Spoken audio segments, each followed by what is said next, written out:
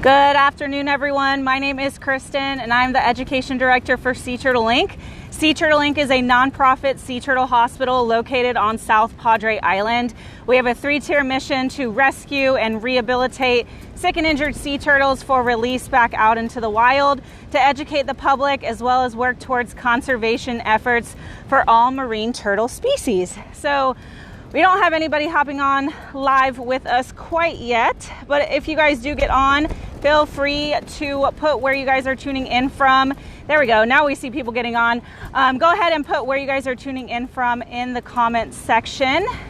So we're really excited. As you guys can tell from my crazy hair, it is a very windy day here on South Padre Island, which means it is the perfect day for sea turtle nesting here in this area. So I am outside of our corral right now. So I'm going to spin the camera so you guys can see. So we are outside of our sea turtle hatchery, and here you guys will see a picture of a Kemp's Ridley sea turtle. This is our state sea turtle here in Texas, and this is the primary species that we get nesting on our beaches in the summertime during the season. So nesting season officially started here April 1st. There was a delay since we had that crazy weather in April, but we are starting to see these turtles come up and nest on our beaches here in Texas, and we did have a couple nests today, so we're really excited. I'm here with our education interns and our conservation coordinator, and we are actually relocating some nests into our corral. So I apologize for my hair. Hi, Amy. So if you guys do have questions at all while I'm on this live, feel free to type them in and I can answer them for you. So I'm going to spin the camera so you guys can see what Mariana is up to. So we are in our corral. So a lot of people wonder why we relocate nests here in Texas opposed to leaving them where the turtles were laid. So the Kemp's Ridley sea turtle is one of the most endangered species of sea turtle in the world. Here in Texas, our beaches are considered open roads. So we are able to drive up and down them as much as we want to, which is really unfortunate, especially during nesting season. So vehicles can have a big impact, not only on nesting sea turtles, but these hatchlings whenever they emerge from their nest cavity. So what we do whenever a nest is found is we relocate that nest to a corral. As you guys can see, it's this big fenced-in area here. And this is going to help protect the nest from people as well as predators. So I am doing my best to keep the mic out of the wind. If you guys cannot hear me though, let me know in the comments. So Mariana is our conservation coordinator, and what she's doing right now is actually redigging that nest cavity in the sand. So whenever sea turtles come out of the Gulf of Mexico, they will use their back flippers like little shovels to dig their nest cavity. And that is what she is doing. So I'm gonna try and get y'all a close-in look here in a second. So this nest is hollowed out. So it's going to be roughly light bulb shaped, and she has to get these measurements right as well. So you guys will see her putting that measuring tape in the sand to make sure that it is the proper depth for the species. So it does take a little bit of time. So while she's digging, if you guys do have questions, feel free to put them into the chat. I see you guys tuning in from all over Kentucky, North Carolina, people all over Texas, Iowa, Missouri, Maryland. Awesome. Thank you all so much for hopping on. Hey, Hillary.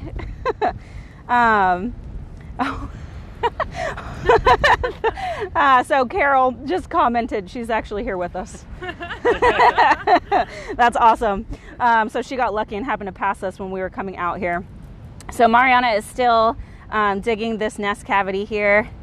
So I see a question from John. I live on the island. How can I help? That is a really good question.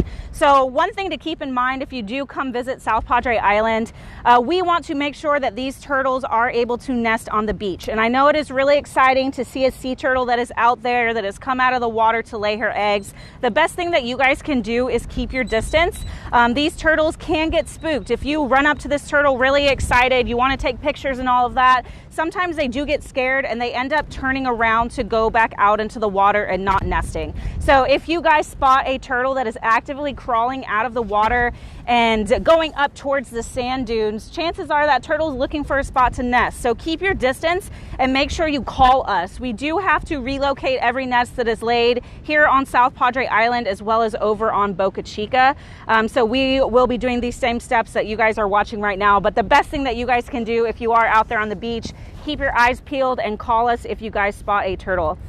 So Mariana, I have a question for you really quick before you start counting. Leanne wanted to know, what depth do the nests need to be at? So if it's a full clutch, it's about 50 centimeters. And if it's if we split the nest after 100 eggs, we split them into 2 clutches, and it would be 40 centimeters. Okay, so I don't know if you guys heard that or not. We split the nests that go into our corral if they are at 100 eggs. This nest that we are bearing is not. So this depth is, you said 50 centimeters. 50 centimeters down in the sand. So about the length of your arm. Good question. All right, let's see. I see more people tuning in from Canada, Oregon, Michigan, Minnesota. Thank you guys for hopping on. Oh, people from Mexico. Connie was asking, will we get to see live releases this year? That is a good question, and that is something we have not determined yet. I know because of COVID, we have not been able to do live releases of any turtle since the whole pandemic started. I am not for sure if that will change this season. That's something that you guys are going to have to keep checking in to see if we have changed those protocols. So you guys feel free to keep typing questions into the comments and I can answer them. Mariana has to pay attention now, so hopefully I can answer all of the questions y'all have. So what she is doing now is taking all of the eggs out of this cooler and moving them into that nest cavity. So you guys are seeing the eggs there. Oh, that's awesome. So John works at the adventure park and he's seen one out riding on his horse. That's really cool. Again, if you guys do spot a turtle while you're out on the island, please call us. Whether that turtle is dead, alive, or nesting, we do have to respond to every turtle that comes up onto our beach. So Linda is asking why she's taking sand out of the cooler and putting it on the ground. That's a good question. So whenever we relocate nests, we do need to make sure that these eggs aren't jostling around in the cooler as we drive back to the corral.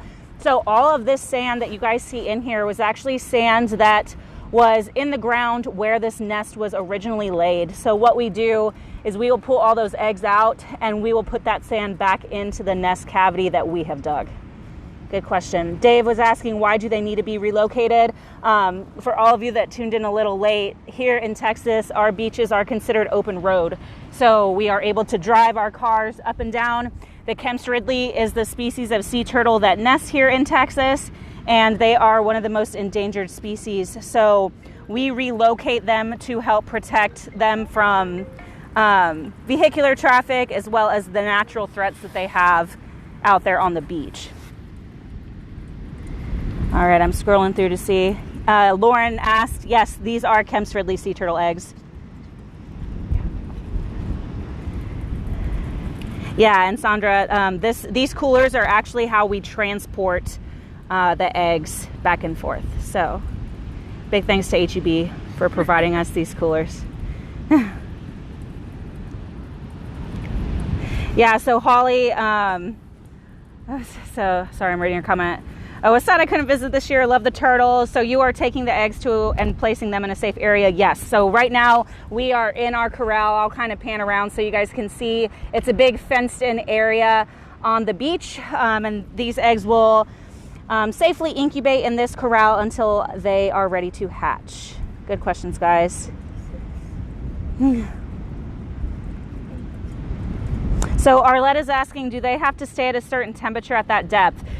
So since we are reburying the eggs in the sand, we are leaving it up to nature. So sea turtles exhibit something called temperature dependent sex determination.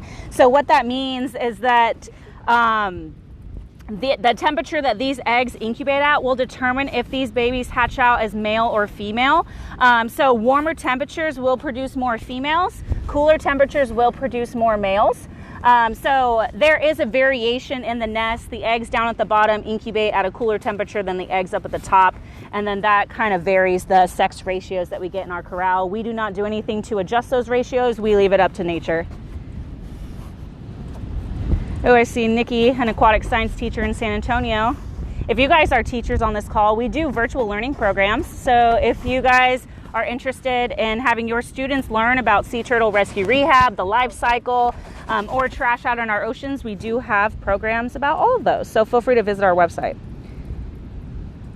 I see some of you saying you actually visited our facility today. That's awesome. Lauren is asking, how many nests have you found this year? Mariana said earlier that this nest is nest number 13. But we have 2 more coming. And we have 2 more on the way to the corral. So we're up to 15 here in this area. I'm sorry if y'all's videos are freezing. We are out here using data and it's a little spotty when we're out on the beach. David again asked, how do you keep the temperature for male or female? We don't do anything to adjust that. It's all up to nature. Sarah asked what you put in there with the eggs. So we actually use data loggers in the nest cavity, and those data loggers go in between all the eggs and they actually track temperature throughout their incubation period. Good question. Oh, good question. Holly asked, how do they get into the ocean after the eggs hatched if they are fenced in? So good point. I will explain that. So we are in our fenced in corral area here. Once all of these eggs are getting closer to the time where they will hatch, we will put something, each one of these yellow stakes is equal to 1 nest. So we will actually put a corralito over this area. So what that is, it's a tiny corral that circles them in. So the nest cavity is right there. So when the babies hatch up, they would come up in the center of this tiny corral. That way, those hatchlings aren't crawling all around this big area. They're contained in one spot. So whenever our staff at Sea Turtle Inc. is on corral duty, they can see the hatchlings up at the surface, and we will actually take them out and release them on the beach. So sea turtles are guided by the light. So city limits can play a factor in where these hatchlings are going to go. So we drive them up the beach until it's really dark, and then we will release them on the sand. So Matt asked how long until the eggs hatch. They typically take 40 to 55 days. Yeah, Linda, can the babies get out on their own? We take them down. Yeah, we take them down to the water. And they actually, as they're crawling down the beach, they're actually imprinting in this area. So in 10 to 15 years, when these turtles reach maturity, they will actually migrate back to the exact same place where they were born to come up and lay eggs of their own. So Megan is asking, what kind of predators do the eggs have? If we were to leave these eggs out on the beach, we have a lot of coyotes here in this area. So coyotes are a natural predator that will dig up sea turtle nests. Raccoons will do the same thing. Crabs can go after them. So they do have a lot of predators out there. Oh, I see a lot of, my little Girl Scout troop in Oklahoma adopted a dragon. Thank you guys so much. If you guys are interested in supporting what we do at Sea Turtle Inc., we do have a variety of adoption options for both our resident turtles and patients at the facility, but you are also able to adopt a sea turtle hatchling. So that I will put the links for that in the description of this video, and that money goes towards helping everything that we do at Sea Turtle Inc. All right, so I see some of you saying, Camilla's talking about her daughter has a degree in marine biology. We also have an internship program, so we have Regina and Will with us here. They are the education interns this year. We also have internships with rehab as well as conservation. So our internships have been filled for the season, but we do open them every year. So just keep your eyes on our website, and you guys will be able to know whenever those positions open again. So Erin is asking, how many nests do you usually find each year? It really varies. Kemp's Ridley's nest in cycles, so they will nest about every 2 to 4 years. They will lay about 2 to 3 nests in a single season. So right now we do have 15 nests here on South Padre Island. Our peak year we had 101, if I'm not mistaken. When I was an intern here in 2014, we had 23. So it's really up in the air. We have no idea what this year will look like, but everybody keep your fingers crossed that we have a lot of nests. All right, so some of you are asking, how many turtles have you successfully incubated this way? We have been moving eggs to the corral since what year, Mariana? 2005. Since 2005. And this is how the entire Texas coast relocates nests. This is also how they relocate nests down in Mexico, which is the only other area in the world where this turtle can be found nesting. There were some rogue turtles that nested over in Florida this year, but Texas and Mexico are the primary places where this species will nest. Hey, Dama. So Dama was one of our previous interns. All right, so I think I've gotten to everyone's questions. Again, I apologize for the wind. My hair is looking real wild. But thank you guys so much for hanging out with us. If you do have more questions, feel free to put them in the comments and we will answer them when we get back on tomorrow. If you guys are interested in supporting everything that we do to help conserve the Kemp's Ridley sea turtle, consider adopting a hatchling or just donating to our cause. We appreciate all the support that you guys have shown us for the last year and beyond. So we couldn't be more thankful. Make sure you guys like our... Oh, there we go. Someone hopping in from Sea Turtle Inc. We've corralled 55,000 eggs in the last 10 years. So, yeah, like I said, if you guys want to come out and see our facility, we are open to the public. So you guys can visit all of our patients and residents in person. Turn on your notifications so you guys can be notified next time we do a Facebook Live. I am crossing my fingers that we can get out there with a nesting mama sometime here in the future.